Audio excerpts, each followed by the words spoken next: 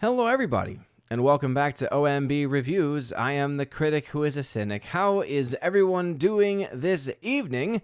Happy and blessed Tuesday, a blessed Easter Tuesday, as we are indeed still within not only the octave of Easter, in which we commemorate each and every day as if it were Easter Sunday, just to remind ourselves of how large the feast is, how important the feast is, that it can't be simply confined to just one day, but actually for an entire series of days, which we call days within the octave, in this case, the octave of Easter. So a blessed Easter to everyone out there. And even after this octave, we are still within the broader season of Easter for roughly 50 days, leading up, of course, until Pentecost Sunday. So we'll be saying Happy Easter, Blessed Easter, Christus Resurrexit, Resurrexit Vere, for quite a long time.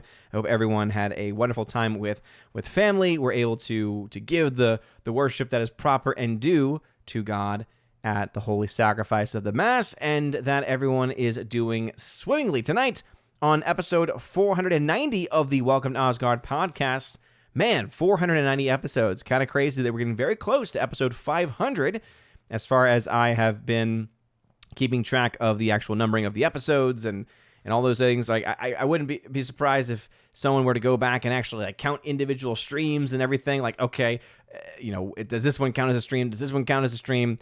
The number might not necessarily be that. It could be more. Actually, more in likelihood, it probably would be more. But really cool nonetheless that we have just been doing this now for several years, and that we are getting to our 500th episode of the podcast. And so to everyone who's been there for me, been there with me from the very beginning, I, of course, say thank you, and we'll see what we can do on episode 500. No plans at this point in time to do anything special. I tend not to do those types of things in general. I don't have the same time and mental capacity as I maybe once had, but we'll see what we can do. But at the very least, we'll be able to celebrate with one another. But tonight, we're going to be talking about some stuff. So obviously, Godzilla x Kong did better than anyone's expectations, including my own, because just like all humanity, we are human and make mistakes. And based off of the initial projections going into it, because they were pretty off, right? If you look to the major streams, major places like Deadline, and even Box Office Pro can sometimes tend to almost over-project. Even they on their high end was still coming in a lot less, a lot smaller than what it actually came out being, which was around $80 million domestically. But there is, of course, a lot more to be said. You'll oftentimes see this in mainstream media outlets. You'll see this even in the online communities, or especially the most passionate fan bases out there, because Monsterverse, if there's anything I can say about them, it is that they are passionate. They wear their hearts on their sleeves. They wear their emotions on their sleeves very, very clearly. And I think that ultimately that is something where it probably is part to explain as to why the film in its opening weekend at the very least did much better than expectations, but there is still quite a ways to go before we see exactly where this film ends within the history of the Monsterverse, both on just general ticket sale estimates based off of things like overall total box office gross. And the big thing, of course, that this movie has going for it, more so than the other and previous Monsterverse films, is a much smaller budget in comparison to those films. To talk a little bit about that, we'll also give an update on Dune and talk a bit about both the box office for Dune and also for Godzilla x Kong, using my random crazy charting method, which looks into the fact that these markets typically have various and a variety of splits, right? Most international markets give 40% of the box office back to the studio. In China, usually it's about 25%. And in the United States, it's about 55%, especially since COVID, since the day-and-date release model became a thing, when you had a shortening of theatrical windows in general. So part of that was people just opening it up on the same day as the theatrical release. And then others, they said, yes, we're still releasing it in the theaters, but for a much shorter amount of time. And that ultimately led to the decision being made that the contracts between them had to be ultimately changed, right? It used to be where the first 2 weeks of your release, you would probably get, as a studio, around 90% or so of the box office receipts, and that does not seem to be the case anymore, at least based off reporting done by people like Valiant Renegade. Shout out to him, as I always like to give him a shout out because he is excellent in this space. And we'll talk about plenty of other things also. Before getting further, though, please make sure you smash that like button, loud that fire button over on Aussie, smash the rumble button as well. Also, make sure that you are subscribed to the channel with that bell notification. That way you know every time a video or live stream goes live on the channel. But we're live on YouTube, Odyssey, and on Rumble tonight. And because the OBS crashed when opening it, I don't like how it's becoming more and more of a trend for that to be the case. Some of the chats initially that were present were lost, and so I'm going to try and go back to as many of those as I can. So Ryan Liu started things off, not even saying hi, just tagging, saying, do I think Godzilla X Kong will have legs like Dune? Dune Part 2. I'll talk about that a little bit later. Amber Sharonpot is also hanging out in the chat. McRib Prime hanging out in the chat as well. He has his own thoughts about Godzilla -1's box office. Snorpoopus was here to say, hello, humans and other quitters. What's going on? Orange Chat, the man with the orange chat, King Mod here on the channel, giving everyone the business, the rules. Prince Screen, remember what's going on. Prince Screen, G-Monkey76, hail to you. Glad to hear you got the movie from the other day. Congratulations again on winning that giveaway. Awesome. We got Laura, the Mother Major General Story in the chat as well, saying, happy Tuesday, everyone driving home, so I'm going to lurk. Yes, please drive as safely as you possibly can. Rob D then said, I hope you had a wonderful Easter, a holiday BioWare refuses to acknowledge, but they'll gladly acknowledge Transvisibility Day. Yeah, I mean, isn't that just, I think, a sign, and actually now I'm caught up in the chat so I can pull that one up. Isn't that just a sign of the times and also just a major sign as well of the political establishment? And I made a post on this about this on social media, but it is something that I do think needs to also just be plainly stated when it comes to the fact that we have a president that claims vocally to be a Catholic and a practicing Catholic in good standing. And for him to then go ahead and do these things which are antithetical, are the very antithesis of the Catholic faith, especially Catholic morals, you really start to have to ask the question, and it begs the question to specifically our bishops.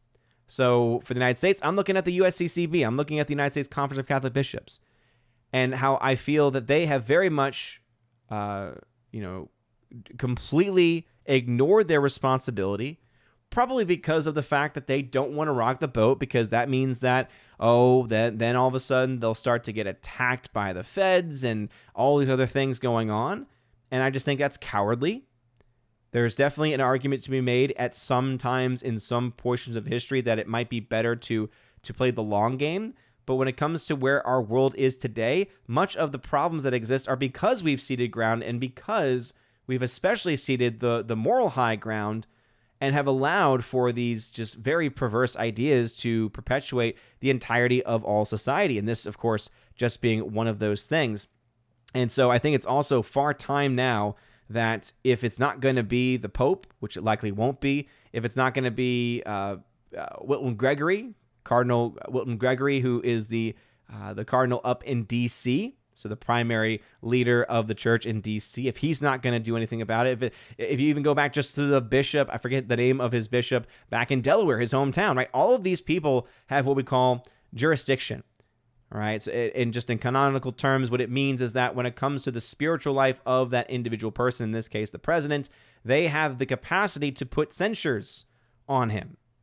Right? They say, as you are a member of Christ Church, but you are geographically a member of my flock, or you are, as a parishioner, you are a member of this specific community where you grew up, or wherever it might be. That means that there is a level of authority that is given, which allows for a bishop, beyond just even the Pope, to do things like excommunicate, even within a diocese, to be able to, be able to at the very least censure. Nothing has happened to him. So far, the only bishop that's had any cojones to do anything and stand up for what is right and true has been Archbishop Gomez, I believe is his name, out in California, who put an official censure on Nancy Pelosi. And that was after years and years and years of him trying to work out things behind the scenes that just never actually came to fruition. What we really need is strength, though. Now more than ever, especially in our world, especially in our church, we need strength. We need clarity, more so than anything. And I think that you look at what's going on right now and the fact that the President of the United States, who claims to be Catholic, and I'm sorry, he's not.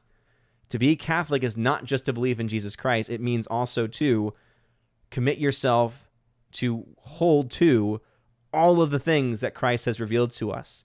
And all the things that Christ has revealed to us are remaining in and are preserved within the Catholic Church.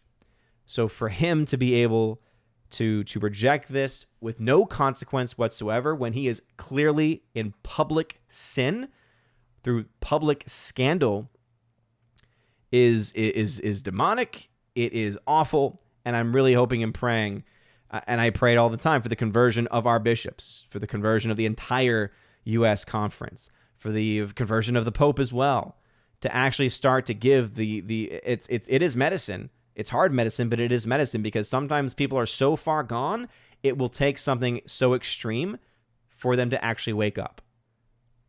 And nothing's more extreme in the church than to be than to be excommunicated, to be defrocked, right? Whatever it might be. Something needs to be done. Standards need to be set. Anyway, Luke Zilla, what's going on? Hail to you. Master of Gaming hanging out in the chat. What's going on, Master of Gaming? Glad to see you here. Let me make sure I did not mess up my chat. I keep messing it up. There we go. That's a lot better. All right, Midwest Sportsnet, what's going on? Hail to you. We got the cynic is usually right. Well, I appreciate that. Master Gaming, happy Easter. Blessed Easter to you as well. Your average patriot nerd, who's a member, says, Hail Odin, I finally was able to see Dune Part 2, and overall, I really enjoyed it. I just hated what they did with Cheney. Ugh. I mean, and it honestly, there are other things too, but that is definitely the biggest. Like, it ruined the entire experience of the movie, because ultimately it showed clearly that the motivations behind all of the changes they made specifically to her character were because of modern day identity politics, was because of just radical, fourth wave, whatever it might be, feministic approaches, saying, oh, we can't have in 2024 a woman portrayed in such a way, when it's like, one, if you go back to that specific time in the book, it's not that they're really being treated as poorly as what you've seen in other cultures that actually do exist beyond just a fantasy world. But then two, you're also talking about something that was a key element to that specific character, right? In the book, she is a part of the religious community. She has a role actively during that entire process, especially when the Lady Jessica is going through the process of becoming the Reverend Mother, right? Cheney is right there along with it, helping the process. And it's interesting too, because not only do they decide to take that out and decide to just change her into someone completely different, you then have to add on to that the fact that they also decided to keep out the relationship between her and Paul to such a degree where the child that they had no longer there. Right, that motivating factor, right? A huge part of the life of Paul Atreides is the fact that his child dies, and they decided to keep that. Yeah, so many issues I had, and it really, again, objectively speaking, as far as the visuals, they're stunning. It's a movie that's going to be studied for years in film school, especially for cinematography, especially for visual effects, and I will not take anything away from that. Story, absolutely I will. Kimberly G, happy Easter, everyone. Blessed Easter to you, Kimberly G. Your average patron nerd also says, happy Easter all, he is risen. Christus resurrexit vere, just means Jesus is risen. Jesus is risen, he has risen indeed. I know sometimes there's debate over that between Catholics and Protestants. Cthulhu, happy Tuesday, and wish you and the chat a great evening. Appreciate it. Steven says, howdy, how was your Easter? What did you end up bringing with the in-laws? So since we were traveling from afar, we were bringing the kids. That was the gift that we brought. And we were able to, as a family, have, with one half of the family, with my wife's family, we had a nice time. I was able to eat some mac and cheese and some homemade bread, which was very delicious, very delightful.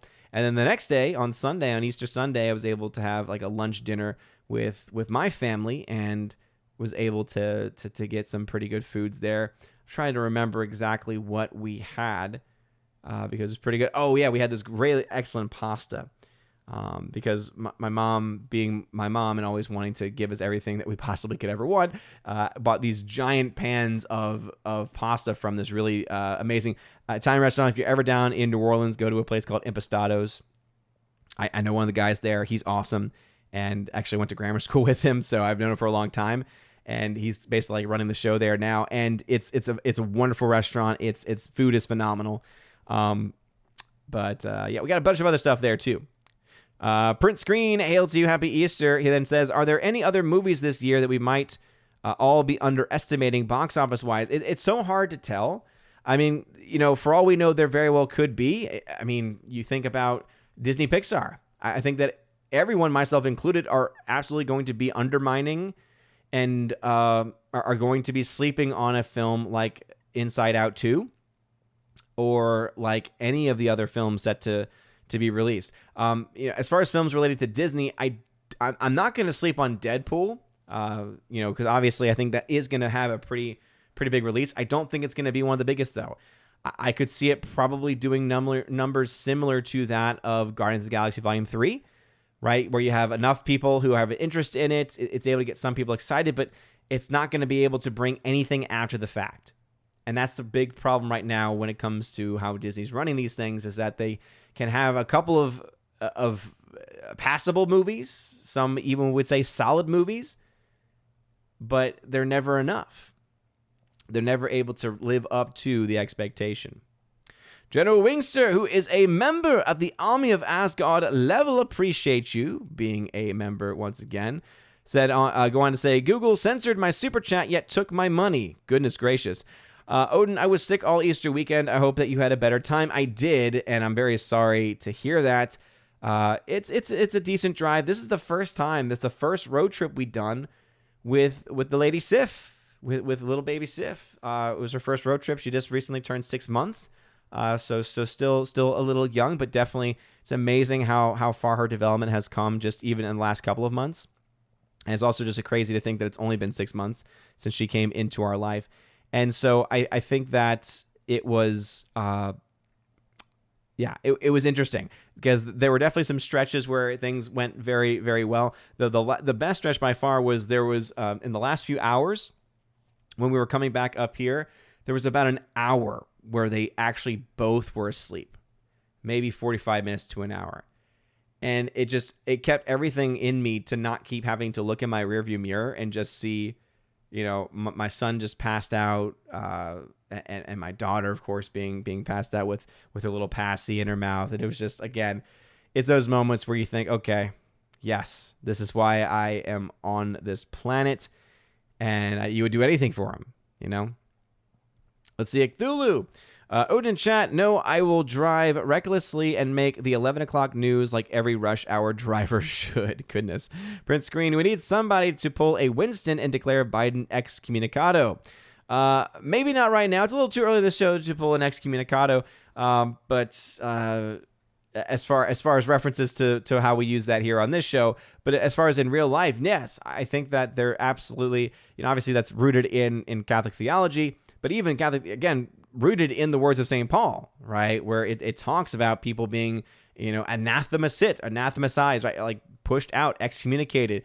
And this was something that was very well known at the time for Jewish leaders, right? Rabbis, those in charge of their faith communities, had powers of binding and loosing. And a big part of binding and loosing, keys to the kingdom, right? A big part of that is being able to remove somebody from a community. But again, it all comes down to that person choosing to separate themselves. We can make the argument that the president is in cognitive decline and needs a lot of help, but at the same time, one cannot possibly for a moment think he is not aware that what he has just done, especially in regards to what happened most recently with the 31st being declared a certain visibility day for people with mental illness. And here's the thing too, if you think about it, let's say that our world wasn't crazy. Let's say that our leaders in this country were not insane. We're not woke. We're not corrupt. Oh, what a world that would be.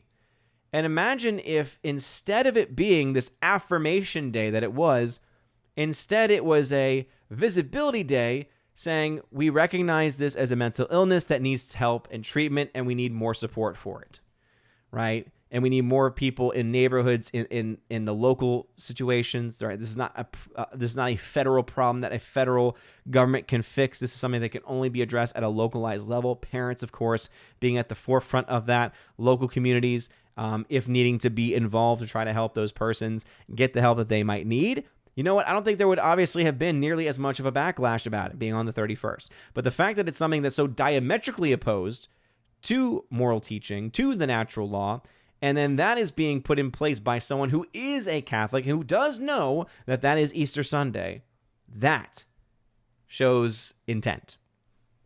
You know, that shows a lot of stuff. All right, Jenna Wingster, Biden, you're on this council, but we don't grant you the rank of Catholic. Yes. Man. Jenna Wingster, Odin, I'm a big Catholic. I paid big money for those indulgences, dang it. Oh, come on, Wingster. You know that is a gross misrepresentation of the historical fact.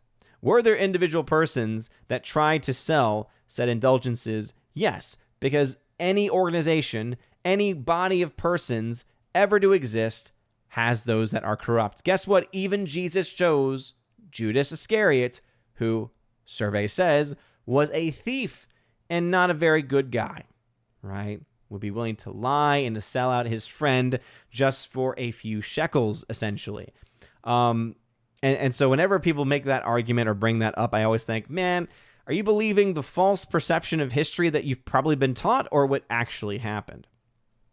Master of Gaming says, which movie will do better this week at the box office, Monkey Man or The First Omen?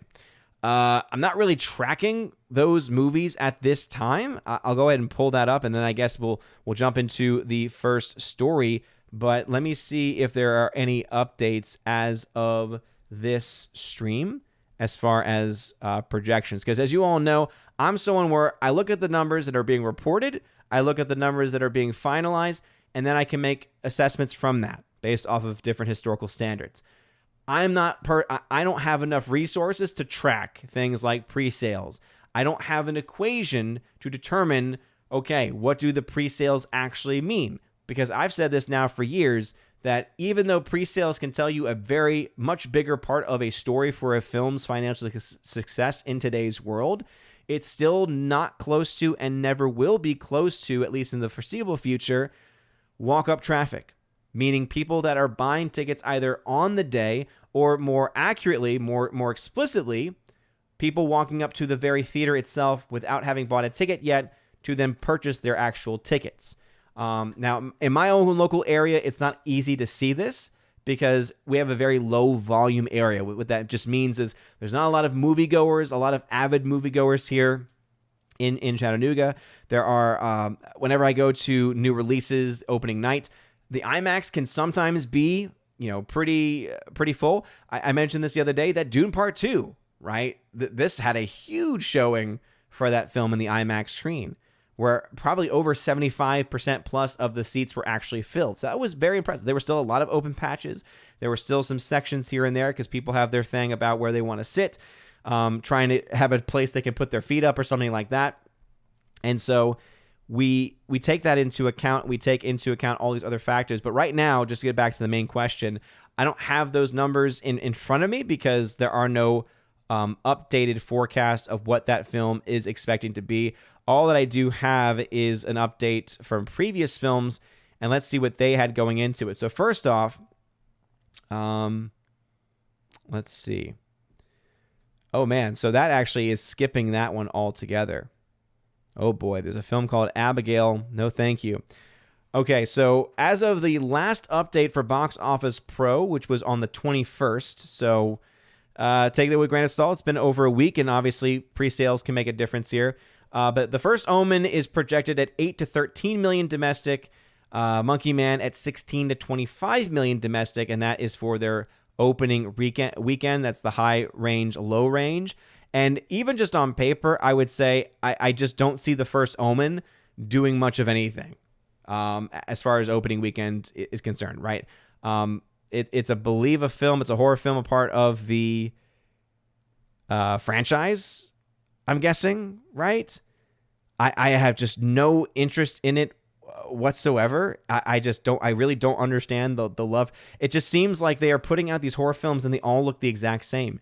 They all have almost the same beat for beat references. And as someone who's not a horror fan, I just don't get, it's like, why would you want to watch something that's horror related where a big part of horror is like being scared or surprised, but if it's become so formulaic, it's hard to even argue that exists. I don't know. Maybe you know more. You obviously know more than me because I'm not a horror fan. I don't have a lot of high hopes for that movie in general. So based off of that, just initial estimates with barely any data in front of me, Monkey Man seems like it would have the edge, but again, too early to tell.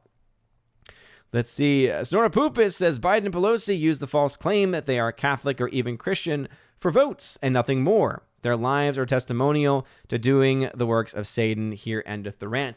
And I would agree and disagree with you, right? So for one, I do think there is absolutely an element of wanting to put on that facade, right? Putting on the facade of a Catholic, because then not only are you potentially getting just the general Catholic vote because of, your so-called affiliation, but then you also are able to attract, unfortunately, a very large segment of the modern day Catholic populace.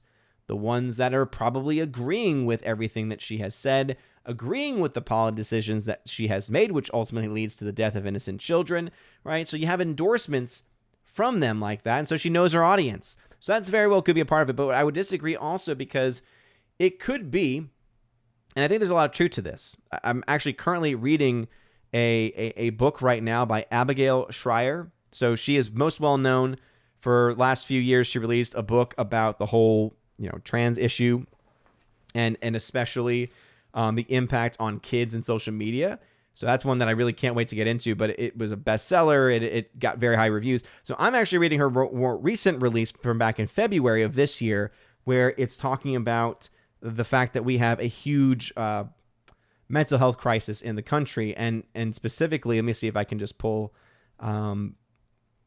my Audible up real quick. So the book's title is Bad Therapy: Why the Kids Aren't Growing Up. And so I'm drawn to that because as someone who teaches, right, it's good for me to, I think, find out a little bit more about what is the current scholarship out there, what are some of the problems that we see arising, because there's obviously a connection here to some of the other issues that have been out there. But I bring that up because by kind of being my head being in that space, the other thing that it could be that's not that Snorpoopus is that they have already built up within themselves such a false notion of Catholicism that they firmly believe that they are Orthodox, that they believe that they are following what the church has laid out. They believe that they are in good standing, right? They'll use anything and everything, including a general airplane interview from the recent Pope, to try to justify their methodologies. And basically, they'll try to separate themselves, right? They will try to take away the concept of faith in their civil life and vice versa, which very much goes against Catholic social teaching. This is something I go over with my kids, right? That if you look back at documents like Immortale Dei, specifically, right, that deals in that document about a proper separation of church and state, not this false notion that we have in today's world. We have a very liberal mindset when it comes to this, and it's just not based in what is actually practical. But essentially that you have civil and you have ecclesial, and they have their own distinct spheres. However, they also share power with one another because their subjects are a part of the same group. And so what you see from that often then, especially in today's world, is people who are almost splitting themselves in two as well, saying, yeah, I've got the civil authority and I've got this religious authority, or I have this religious conviction, but my religious conviction can't actually impact, and so I need to then make up for it by either, one, saying I'm going to vote against my conscience, or I'm going to vote against what I know, or I'm going to vote for something I know to be wrong, I'm going to vote against something that I know to be good, and from there, ultimately allow oneself to become so perverted, and I mean this in a more classical way, right? This perversion of ideas and of thoughts that comes about, and ultimately how one can get lost, and how often they do get lost. Icthulu at 743 says, the bishops are incompetent for not censoring a president that declares Easter Day Trans Visibility Day. All you do is make both parties incensed with the flagellant disregard of for respect. And that's the thing, right? Because we have seen some action in the case of someone like a Nancy Pelosi. And a lot of that was stemmed because of her public involvement, her primary involvement in pushing for a lot of anti-life legislation. And yet she's gotten a slap on the wrist. And the proper way of going about it, because this is the other thing too, sometimes we fall into that trap, right? We think everything should happen the way that it happens on TV, right? That, oh, they should be called out immediately, drug out, put on trial, right? Grilled, and all the truth comes out and all these things. But we have to remember that that's just not how the world actually works, right? And so there is a fine line. There is a balance there. But we also cannot, and this especially goes out to the bishops, we cannot simply just sit back on the sidelines waiting for something to happen. Because a lot of these people, they're not going to change. In the mind of someone like a Biden, he thinks he's doing right. He thinks he is following in line because there are some bad clergy. And that's really, I think, the crux of it too. I think it would be great for them to actually go after these public individuals, publicly scandalous individuals. But the more important thing is to go after the actual bishops and priests who are either feeding into this or are not criticizing it in any way when they have the authority to do so. Especially, let's say it's the bishop of the diocese that he goes to in D.C., or it's the pastor of the diocese that he still has as his home parish back in Delaware. So, yeah. Snorpoopus says, I listened to the audiobook of Dune last week. It's much better than any movie adaptation. Janie never stormed off in a huff, and the movies never mentioned her child with Paul or his death. Exactly. Taking away a pretty big point there.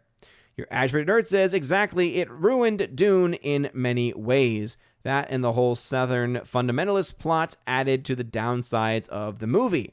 Yeah, in a book that had those themes, but much more in like subtext and implication rather than more explicitly seen, gets a little bit overboard in part 2.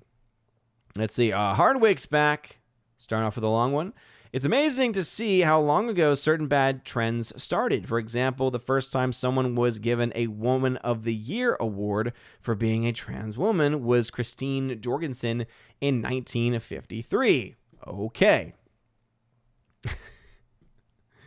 I always feel like there's like a separation of time and topic. Steven, you're right. There's no way Ghostbusters Frozen Empire will come close to Afterlife box office. I remember seeing Afterlife and seats were full, however, for Frozen Empire empty. Yeah, and I mean that's more anecdotal evidence. Remember that we do have to keep in mind that Afterlife was being impacted in certain regards and in certain ways by things outside of its own control, right? But yeah, it's not looking great for that in any way. And I went into that detail today on the box office breakdown video. Let's see. Buffalo Alice, what's going on? Master of Gaming says, is it okay if I watch the first Omen and Alex Garland Civil War in theaters? Master of Gaming, I'm not your parent. I'm not your guardian. So my opinion on what movies you go watch and see is completely irrelevant. All right? Is it okay? You can't ask me or anyone else for permission.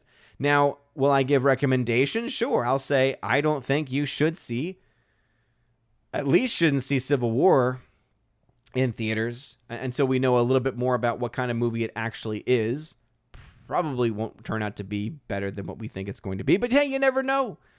Alex Garland, though, if you look at his filmography, he made one excellent film in Ex Machina, and everything he did since then was terrible, and unfortunately had a bit of a male feminist writer's vibe to his stories. He made a movie called Men, about the staring of men, and he also then brought about another film with Natalie Portman as well, which was this weird, bizarre, almost art house type feel that also just fell apart tremendously and was all about female empowerment. So can't say I'm all that excited for that, but you go watch what you want to watch, man. Grandmaster Yoda, you need to see Godzilla. It's worth the money. Look, Grandmaster Yoda, if you enjoyed the movie, good for you. All right? Good for you. But I've seen the MonsterVerse films. All right? This is a MonsterVerse film. Are you going to say and try to say that this is a better film than every single MonsterVerse movie that has come out? Because if it's not better objectively than then Godzilla 2014. That's kind of my standard. Now keep in mind, I think that's the only good one, worth buying on Blu-ray, worth buying on 4K. The other ones, you can buy them and use them as coasters, but that's pretty much all that they're good for. So based off of that history, we've had one good film and a bunch of not good films. I'm going to say, even if I do see it, going into it, I'll say straight up, it's not going to be worth the money. I've not heard anything about what possible thing revolutionarily that they're doing in this franchise to actually bring me any attention. Luke Zilla said, my Dolby and IMAX screenings of Godzilla were packed. Lots of kids as well. Kong and Dan Stevens were the best parts of the movie. Overall, very fun but flawed film. Yeah, it definitely seems like it has a lot of flaws. There is definitely some mixed bags. I think some people have been pushing back on that because they go to Rotten Tomatoes and look at the audience score. Or they'll go to a place, I'm trying to think. Or they'll go to Rotten Tomatoes, they'll go to IMDb, they'll go to Twitter, right? You know, they'll go to all these other places to get a general sentiment and a general feel, maybe even Cinema Score. But those don't always tell the whole story. Box office is also a huge portion of this as well. And though the box office absolutely is a lot higher than anyone had projected, it's still nowhere close to where it really needs to be to show that the franchise is safe. And these are talking about raw numbers, right? There's definitely some scenarios where it's actually in a lot better situations, in a lot better, where it is in a much better situation. But we'll have to get to that. All right, last thing, and then we'll jump into some comments here. So Hardwick says, have you ever seen the horror film Oculus? I have not, and I don't have an interest because I don't like horror films. And Hardwick, you've been around for a very long time, and you should know this. Anything that deals with ghosts or demonic presences or whatever it might be, no thank you. Not my cup of tea. Not my cup of tea at all. All right, let's go ahead and talk about this. So I did write an article over at geeksygamers.com because, hey, I'm a writer. Kind of hard to imagine in many ways. But in this article, I was writing this in the evening time on Sunday as I was getting the last bit of preparation of packing done before heading back from there to here. And so I was able to get together some things, and then I finally was able to finish this last night when the article was finally finished. The article was released a little bit earlier. Was released later last night. Or actually, no, I think it was released today, but because it was written on the 1st, it still gets the byline as being on the 1st. I think that's how that works. So I go into the details here about why Godzilla's box office is a lot more impressive, right? So first off, it had an opening weekend domestically of around $80 million, though the projections for the actual movie itself were only $55 to $65 million, okay? So that's a big difference. That's a huge improvement, and word of mouth is a big part of that. Marketing campaign, marketing blitz campaign, all of those things are a part of it. Lack of competition, that's also a role, but it is just one of many roles that can ultimately impact how much or how little a film will make at the box office. I then also talk about the fact that, yes, this film's $80 million domestic opening is great. In the opening weekend, now that we have the Monday numbers, it's actually over $200 million. But before then, right, it got pretty close to $200 million worldwide, right? But then you have to say, okay, but where are the other films in standing against this? Okay, well, you look to Godzilla 2014, made $120 million versus the $200 million roughly made. Sorry, this is talking here about the overall domestic, $120 million. Sorry, no, that's the worldwide number. $120 million made by Godzilla 2014 versus that made the $80 million made domestically in its opening for Godzilla X Kong. Now remember, right, this is the early days of the MonsterVerse, and so it wasn't like there was a whole lot of hype necessarily for 2014, but also That's about $40 million worth of difference for ticket sales. For those that don't like those inflationary numbers, you look at the overall ticket sales for Godzilla 2014, 11.4 million tickets to the 6.1 million tickets made by and sold by this most recent movie. So the point of that is to say, yes, it is doing well, but it's still not doing as well as the first film did. And when you take into account ticket prices, it's the third worst performing. So it's trending upwards. It's a lot better than what had happened back in 2021, but it is still not anywhere close to where it needs to be. I also have a little blip here about how Frozen Empire fell off like a cliff.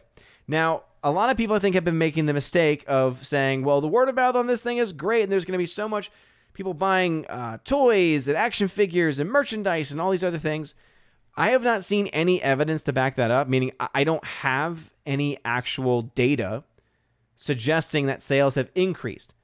It very well could be the case. So that's why I'm not saying that that's not the case. But absent of that, we have this to look at, okay? Critic List. You all know, big fan of this. Talk about it all the time. 31 people on Critic List have watched this movie, and it's barely in the rad category. I think some of the more honest reviews about the objective qualities of the film especially are the ones that have it in that decent column, right? There's some that really hated it, put it in the bogus column, but a lot of people, right? On average, it seems that most people were hovering in that decent range, which makes a lot of sense to me, right?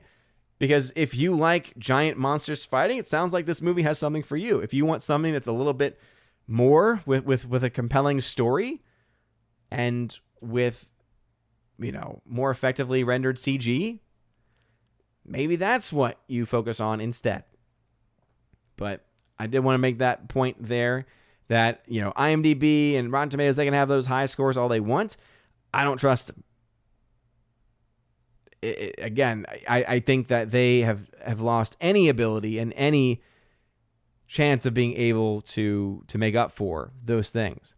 All right, the random crazy charting, though, I think is also a very important thing to mention. So I've not done a full breakdown here for Godzilla yet. Let me double check that. Yeah, not for Godzilla yet, but I do have it for Godzilla. I don't know where my brain is. And so anyway, we do have an update here. So this is another factor, all right? So we talk about how it had less, my brain is like fogging up. And so I'm like having these moments of, wait, did I just say something? Why did I just say that? Oh, goodness, I'm still talking and I'm on a stream. So anyway, it's been a long day. So the official numbers as they stand right now, the film so far has made around $87 million domestically. All right? $87 million domestically. It's made about $70 million internationally from all non-Chinese companies. From all non-Chinese nations. And then about $44 million from China. Now, typically, North American audience, if you make $200 million in your movie, about 55% of that goes back to the studio. You get to keep 45%. Let's say that you instead have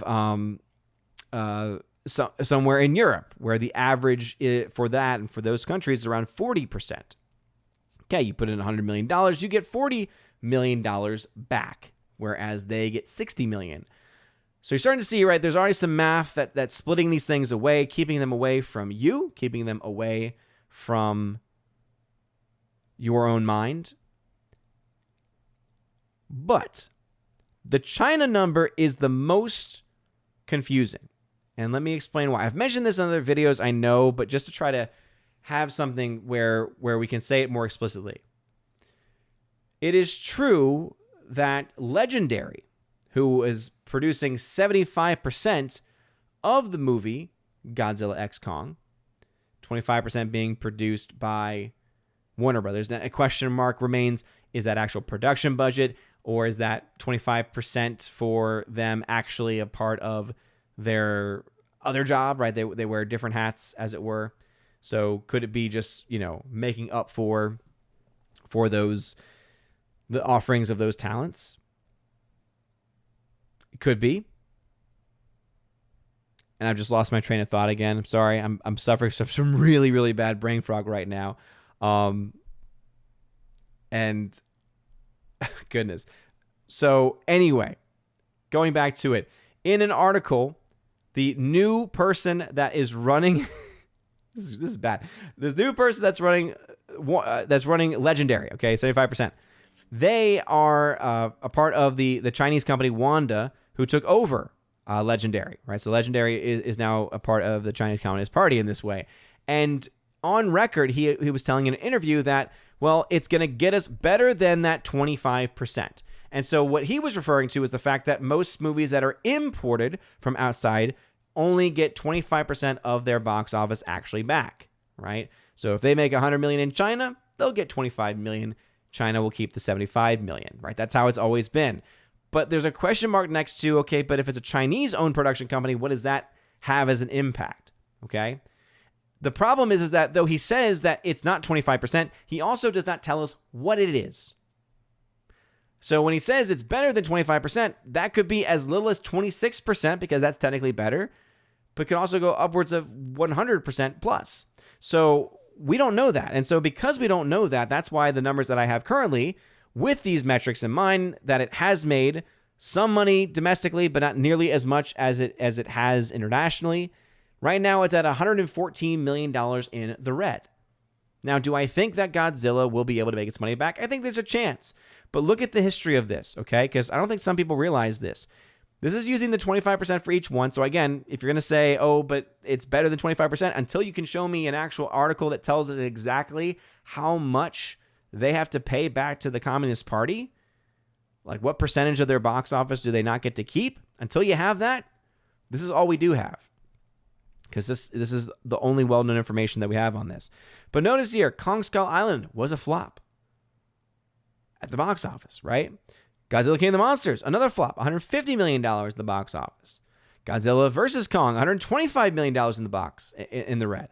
So the fact that it's already at 114 is good. It means it's performing much better than Godzilla vs. Kong. And it's also, right now, doing well enough, right? Doing well enough to be able to do some other exciting things down the road. Again, only time will tell. Interestingly, though, if you look at all the MonsterVerse films, still about $442 million worth of losses on those properties. We also, and then we'll jump back to the chat, have the Dune numbers. And so these are numbers that I've been following. So I'll give you just a bit of a brief update here. So this film has added on a little bit more domestically. So it's definitely slowing down quite a bit domestically. Still adding on some international numbers there. Still also having updated this number now with a bigger China release, as we knew was the case. Right now, that means, according to my charting, it's at negative $2.2 million. So technically speaking, Dune Part 2 has not made its money back. However, going back to what I just said previously about the CEO of the Wanda Group who took over Legendary, he said we're getting and will be getting a better deal than the 25%. Knowing that, guess what? Even if it's just a change of 1 to 5%, it's going to be enough to push that bad boy up to its break-even point. So I'll say right now, officially, even though the media has run with this story for a long time without actually doing their due diligence, we can now confirm that the film is either broken even or is close to within the margin of error, as it were. And so congratulations to them for being able to do so. But yeah, I'm not seeing the $800+ million ending for this movie based off of what we have currently going on. But what say all of you? This is also another comparison here. At the same point of release, by the first Monday, New Empire, $87 million adjusted for inflation. Just make sure that's there. Yep. Versus Dune Part 2. So if we're going to look at comps between them, you could potentially see that there. So $89 million Dune Part 2 had an advantage on. And because of COVID, we don't have anything for Godzilla vs. Kong. $133 million was made by the end of its first Monday for the 2014 Godzilla film. Just to show you how much the movie industry has been impacted by a lot of these things, by a lot of these choices, by a lot of these ideas. Let me take a swig of water for the working man, as Jeremy says. Man, because my mind was going out of conscious for a second. It's felt like, don't worry, I'm okay. I'm just tired. Orange Hat says, I firmly believe that Pelosi and Biden should be removed from the church's blessings. Yes. Again, it's not meant just to be a punishment. It's meant to be a wake-up call because they can come back. But that means they have to also repent. They have to also have a metanoia, a change of heart. Seek actual contrition. Victor Fontaine, what's going on? Jetta Wingster says, tell a master of gaming he's not allowed to see any movie and he has to go to his room. No, I'm not Jordan Peterson. I will not tell him to go to his room. Orange Jack, Ghostbusters is doing well in more small town areas of my hometown. Plus, surrounding areas with theaters are holding Ghostbusters and GXK for an extra week. Yeah, and that might end up helping the bottom line for Godzilla, but the numbers for Ghostbusters are not showing up right now in any way. In fact, let me go ahead and try and see if I can get some further context on this, because as you all know, we like doing things live here on the channel, but also context is key. Context is very important. So as a bit of an example, so at the same point of release, all right, second Monday now for Frozen Empire, that movie was at $75 million right now domestically. At the same point, Afterlife was at $93 million domestically.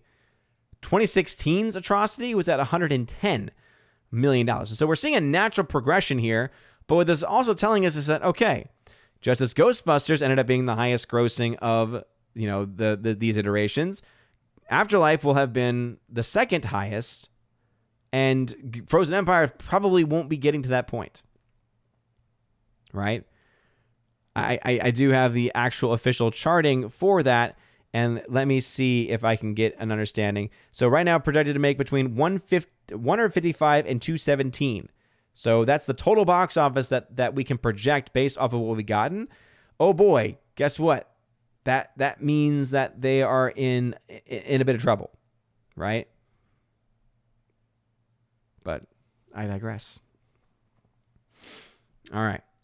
King and Remsky says, I want you to know that I did not influence Shang Hong's review of The Beekeeper in any way. Of course you didn't.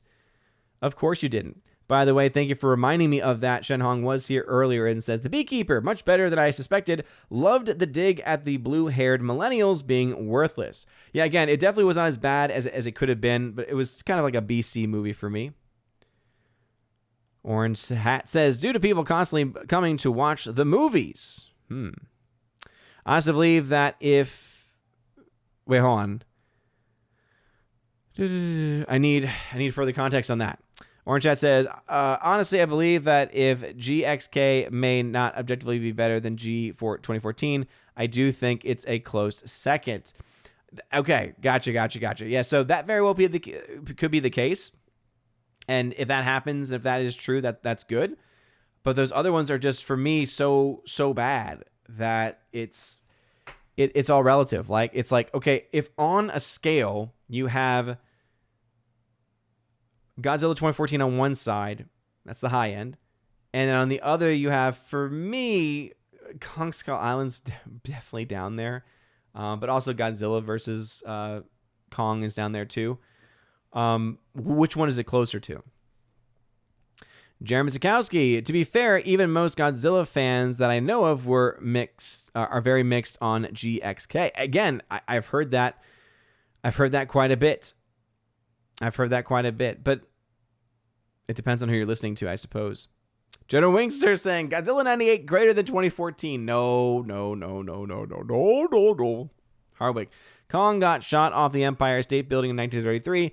Any movie which contradicts this is invalid as far as I'm concerned. Oh, boom. There you go. Luke Zilla says the director, Adam Wingard, wanted to push the limits of nonverbal storytelling for GXK, especially with Kong, the little gorilla Suko, and the main villain to give the Titans more focus. Yeah, I heard that he was giving them more focus, and that's a good move. It's been one of the big criticisms of their previous iterations, but Rob D. Odin. Message unclear. Odin is now owned by China. Oh man, oh man. Let's see. Print screen. I thought GVK was fun, but if you don't like MonsterVerse, you won't like it at all. But again, that's just the thing, because technically Ghost specifically, even Godzilla 2014 is still a part of the MonsterVerse. And Godzilla 2014 was actually good. I actually enjoyed that one. The other one's not so much. So that's a pretty, again, that's a wide range there. These crossover movies seem to me an excuse to extend a franchise like Frankenstein meets the Wolfman. News stories, please. I would agree. The R. Boomer effects for Odin. Yeah, seriously, that load up sound that we like to play for Gary all the time would have absolutely have been appropriate there. King and Rumsky says, any idea how the MonsterVerse compares to the superior Megverse? Oh, why are you so obsessed with the Meg?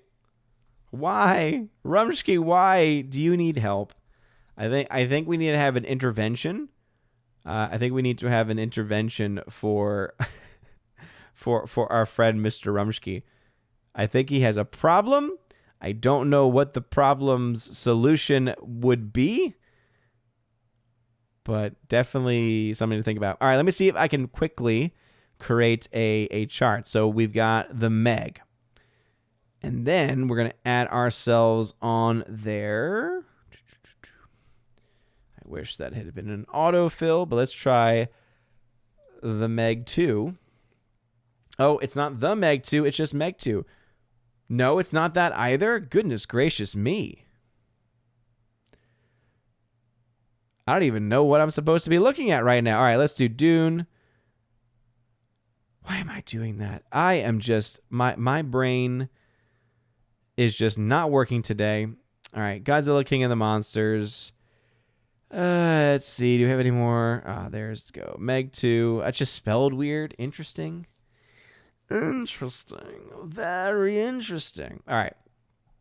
And let's adjust that for inflation. All right. And now I want to add... Oh, man. I'm too tired. I'm so tired. I guess I got to put that one too. All right. This is not the full chart, but I don't think my brain can actually handle where it is. All right. So adjusted for inflation... The Meg 2, $394 million worldwide. The Meg, $623 million worldwide. Godzilla 2014 did indeed beat the Meg, but they're not too far apart. Godzilla King of the Monsters, $451 million. So again, you see massive drop-offs worldwide in that franchise. Ultimately, though, I will say it goes to Godzilla still. It still goes to Godzilla. All right. A24, Odin Ghostbusters needs to get away from the epic crap and just tell a good old-fashioned ghost story. Sixth Sense comes to mind.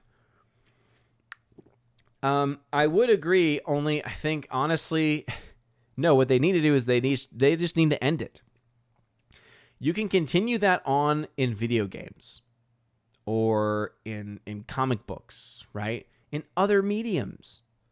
Probably gaming would be one that more people would be brought to. I've heard nothing but great things about the game that they made, right? The Ghostbusters game that they made. So that would be a better direction. It's a better use of money, and it, I think, will only be able to offer help because it'll offer new revenue streams that they'll be able to actually use. But in general, like as just a general statement, no, I honestly do think that Ghostbusters just needs to go away. King Rumsky says, LOL, last Meg reference. Thanks for comparing the numbers. Hey, no problem. I was actually curious because I was like, I wonder if it is higher. Maybe not all that much, but it did beat a lot of the other ones in the franchise. So let's see. Print screen. King Rumsky is correct. Meg 1 and 2 are really good movies. Meg 2 was a blast and even better than the first. Good grief. Oh, good grief. I love you guys, though. Jeremy Sikowski, Easter weekend made Odin have brain farts. No. Not being able to sleep very well last night probably was a part of it. So, again, yesterday I drove a good 7 hours. Not the longest I've ever driven, but still a lot with the kids in the car. And then my fault, I didn't get to sleep early last night because I knew that we had a meeting at school. So even though I still have to get up at the same exact time because of the kids, in my head I thought, oh, I get to sleep in because our day starts later, and that's not actually the case. So I think I'm just needing some sleep there. But I do appreciate the concern. I'll probably have to end it soon, though, to be honest. Because yeah, I don't like the feeling of not knowing where my thoughts are. It's very, very creepy. Also, because of my ADD, I had to share this. So if anyone knows Rep. Thomas Massey of the United States, he created something called a debt badge. So literally it is a badge, a digital clock that counts the debt in as close to real time as you possibly can. I thought it was brilliant. I thought it was awesome. I'm kind of this wonky nerd when it comes to things like this, and it's his design, but he did not want to really monetize it. He did not want to monetize the debt, but he has a colleague who, separate from him, I think bought the rights from him to be able to commercialize it, or it's either that or anyone can, right? It's like open source, so anyone could do it if they want, and so one person has, and that finally came in the other day, and so this is what it looks like. So as you can see, literally it's counting up the debt right now. U.S. national debt is $34 trillion, $34,621,812,800,000, and now we're at 13 million, and it goes on and on and on and on. Until I feel like for any politician, the standard it should be is, okay, imagine if at least one person in every town hall for every major office had one of these and says, all right, what are you going to do to stop this? Because this thing is still going up, and this thing ain't slowing down. This thing is perpetually moving. Like, when are you going to bring this down in the other direction? Can you actually do it? I don't know. Hardwick says, have you seen the Beetlejuice trailer? Yes. I don't know if you're talking about a new one, the one that came out last week. If it came out within the last week or so, yes, I did watch it. It has potential. Jenna Ortega being in there, as the daughter of Lydia, I think is what that is. I thought the makeup choice for Winona Ryder as Lydia was interesting because they definitely tried to keep her looking just like Lydia from then. I think that they should have made some changes there, to be honest. Because this is an older Lydia. So, yes, give her the same fashion sense, but don't necessarily try to make her look the exact same. That was one critique I had. Keaton looks great.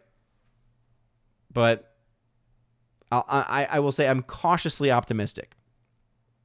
Forever Sci-Fi, who's a member, says, Ghostbusters just isn't Ghostbusters without the original four. They need to let it go. And that's why that last film was perfect.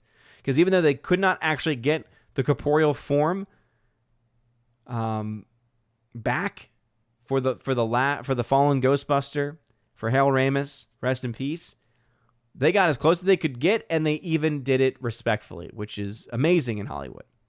Cthulhu ensemble films are always trash. They should have told a focused story. They're not always trash. Do you mean I guess my question would be in regards to what? A specific franchise, a specific story? In general, ensemble films absolutely are great.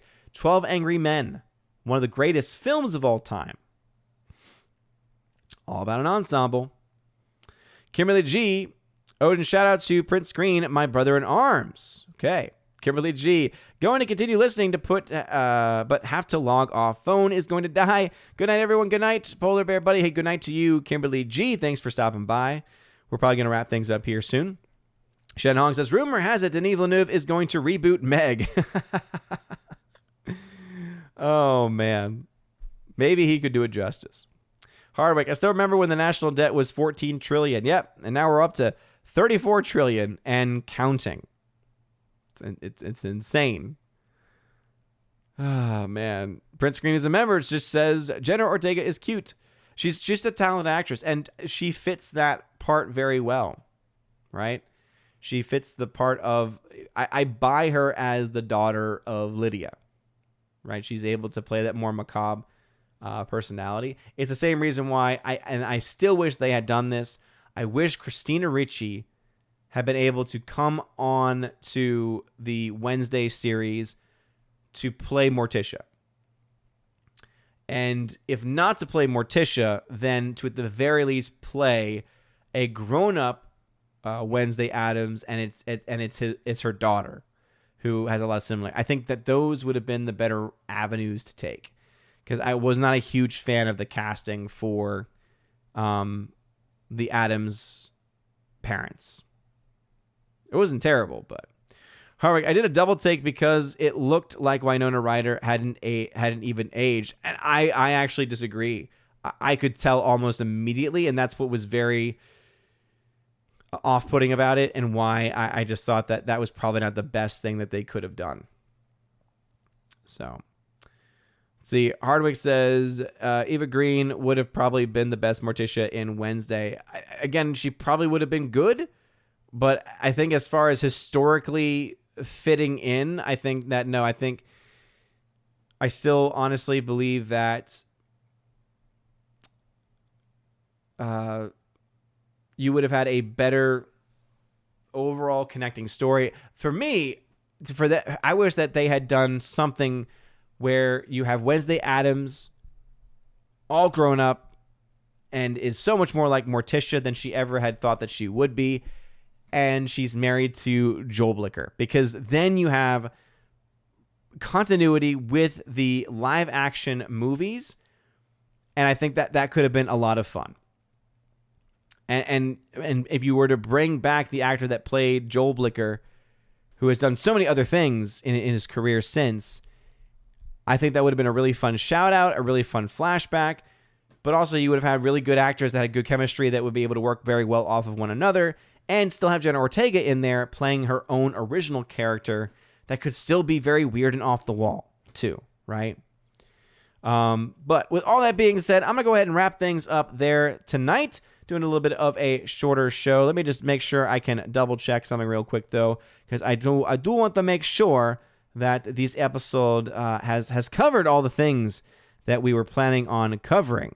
Pretty sure we talked Godzilla's box office, Dune's box office, and we even talked a little bit about the Ghostbusters as well. And so just as a bit of a recap, Dune Part 2, technically not broken even yet, but based on everything that we know, it has, okay? Even if the numbers for Dune Part 2's China number, right? All we know from the CEO of Wanda Group, who owns Legendary, all we know that they have said is that it's better than the 25% that you typically would get for an imported film from overseas. And so even if that's marginally better by 5%, by 10%, that's enough to make up that $2.2 million that's still in the red. So that film finally now actually, confirming it to actually start to make some money, at least as far as box office, based off of the numbers that we have available to us, because that's the other major factor there, which is obviously a huge step forward for it, as Part 1 was not much of a moneymaker in theaters because of a lot of different reasons. But Dune is still making money. Now, do I think that the film is going to reach the heights of $800 million, which it had the potential to have done earlier? If you looked at the opening weekend especially, it's looking like it's been holding very well week to week, but it's still not quite there enough to be able to maybe pull that off. But, hey, it is definitely not looking as bad as it could, and it's actually looking very impressive. It's much more, I think, than many of us would have thought and suspected the film to be able to actually do. Still tracking behind films like Oppenheimer, for instance, and I think that's also another way that we can try and figure out exactly where these films will probably end up when everything is indeed said and done. We also talked a bit about the box office for Godzilla and why, objectively speaking, yes, $80 million domestic is very good. That is definitely impressive. But when you just take into account some very key pieces of information, especially how much money was put in and how much more money was made internationally, you're still dealing with a franchise that really has never been that profitable. Even when you go back to Godzilla 2014, by the way, right, you're still looking at profits of around $1.7 million. Now, these are unadjusted numbers, okay? So that obviously could also have a bit of an impact in total cost. But even if you did that, it would still be a very small amount of profit, just looking at it from the theatrical perspective. Skull Island, $53 million losses, $150 million loss for King of the Monsters, $125 million loss for Godzilla versus Kong, and then $114 currently loss for Godzilla X Kong. Now, I did add that caveat that any of these films where it was underneath the new regime from Legendary, where all we know is that they got a better deal than 25%, but we don't know what that is. They have not told us what that deal is or how better, how good it is.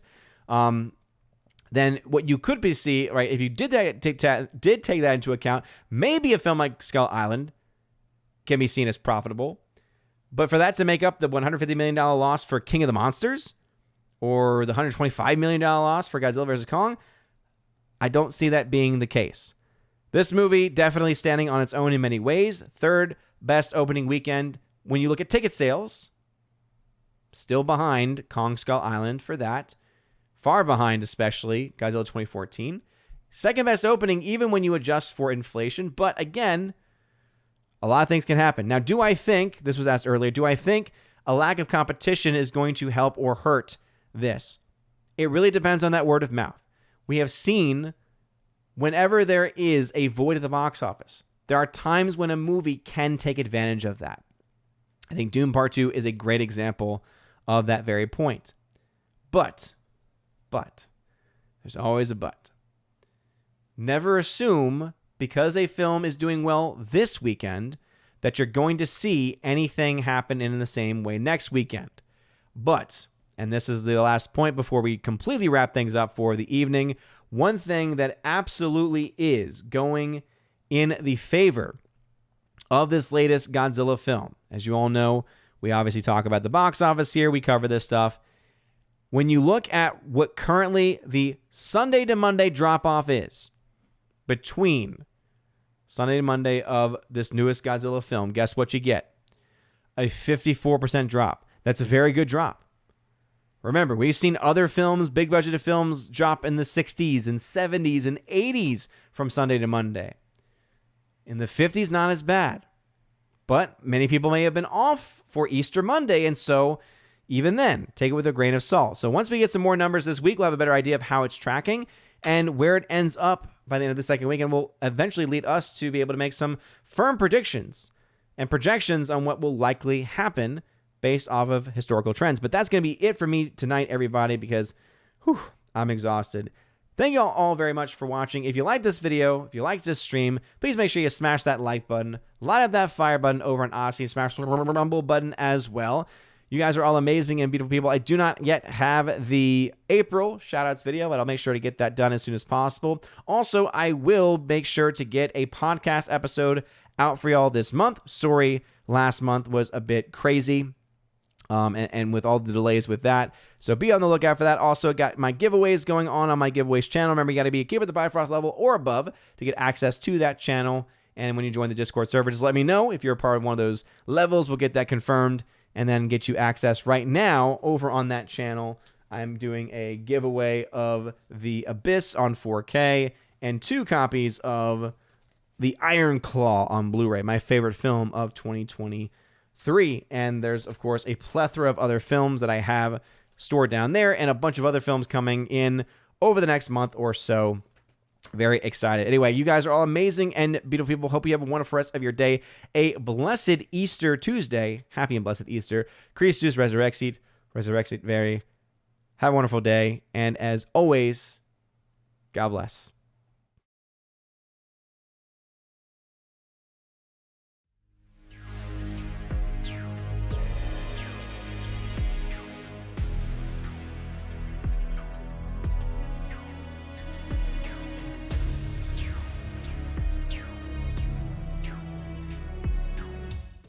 And now for a huge shout out to all of my Chosen of Valhalla members for the month of March, starting off with Father Luca Illich, Rosetta Allen, check out her YouTube channel being Eagle Rider. Miss Mon Muses, check out her YouTube channel as well by the same name. Matt317, check out his Twitch channel by the same name. Mr. Roy and the K-Man, check out the K-Man's website at xtheboundaries.co. If you want your name shouted out at the end of every live stream and video, or if you want your name listed at the end of every live stream and video, make sure to check out the top link in the video description on how you can find out where to join on Patreon, Subscribestar, YouTube channel memberships, pretty much anywhere that you can think of that you would have as a mainstream source to be able to support the channel. You have the means to do so, and you get also special perks like having access to an exclusive podcast that I do every single month, access to a giveaways channel that I host on my Discord channel, and also, of course, the ability to have your channel shouted out at the end of every single live stream. You guys are all amazing and beautiful people. Have a wonderful rest of your day,